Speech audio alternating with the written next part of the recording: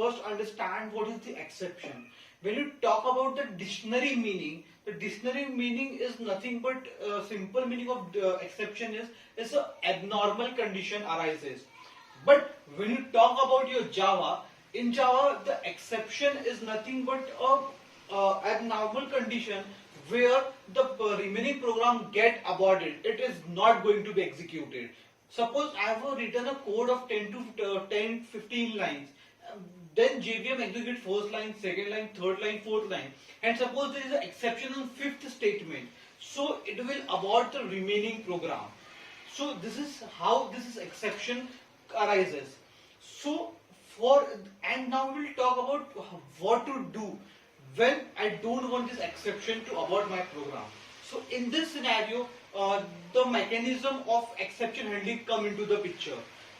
Exception handling is nothing but a mechanism through which we will avoid this exception or write a code to avoid this particular exception so that our program execute without disturbing, as exception is disturbing our normal flow of your program. So we will see what function do internally. So when you talk about the exception, it is the child class of your throwable. Throwable is the super class which has two child class. One is your exception, second is your error, and then your error has some your child classes like Stack Overflow error class, your virtual machine error class, your memory out of memory error classes. But we will see our focus mainly will going to be on exception only. So when you talk about the exception has some child classes.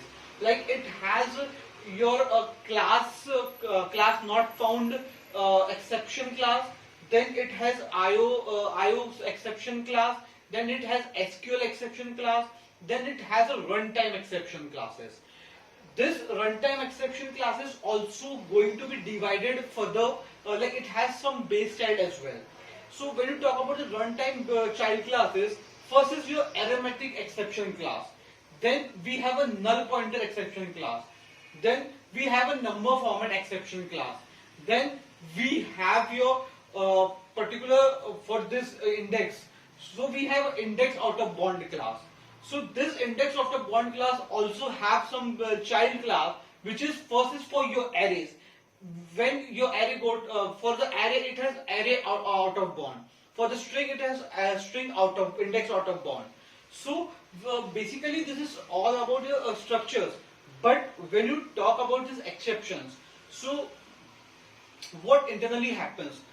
Once your exception arises, one of this exception arises, it will create the object and it is going to pass to the JVM. Internally it is going to pass to the JVM.